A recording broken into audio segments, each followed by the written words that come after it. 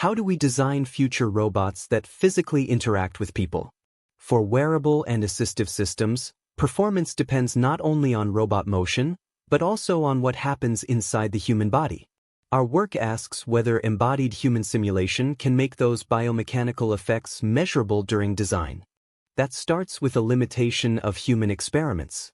Human experiments remain essential for validation, but they are expensive, slow, and necessarily selective. More importantly, many quantities that explain why a device helps or causes discomfort are difficult to access directly, including muscle forces, joint contact loads, and forces at the human-robot interface. We can observe the overall interaction while much of its internal dynamics remains hidden. Simulation offers the complementary advantage. It is repeatable, many robot candidates can be tested safely, and biomechanical states are directly available. This motivates the core of our framework. An interactive full-body human musculoskeletal model inside the robot design loop. We start from a full-body musculoskeletal digital human embodiment. It is MS Human, an open-sourced full-body musculoskeletal model in Mujo. Motion is generated through muscle tendon actuation and whole-body dynamics rather than ideal joint torques. This matters because physical interaction can recruit coordinated responses across the body, not only at the assisted joint. The model therefore gives us a physically grounded human body that can respond to robotic assistance. We then place a wearable robot around this human and model their physical connection explicitly. The wearable robot is modeled as a detailed, articulated system in the same simulation. The important parts for our analysis are the interface and the adjustable structure. Human and robot are connected through compliant spring damper tendon elements rather than rigid welds. We then expose selected design variables, including cuff locations and module translations or rotations, which change joint alignment and how assistance is transmitted to the body. To evaluate each robot candidate, the human must actively move and react to the physical interaction. We train the musculoskeletal human to generate walking with deep reinforcement learning. The policy receives the current human state and motion reference, then outputs muscle excitations.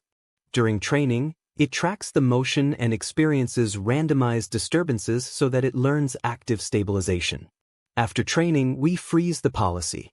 Every robot candidate is then evaluated against the same responsive human controller. With that fixed evaluator, robot controller and structure can be searched together in the coupled simulation framework. We run the simulation with the human policy frozen and score 3 aspects: preserving the intended gait, reducing a muscle force-based effort term, and reducing peak interface force. CMAES then proposes the next candidate specifies controller and structural parameters. Controller and physical structure are therefore evaluated together through the same closed-loop human response. Before looking at the robot design result, we first check whether the learned human policy is stable enough for this interaction study.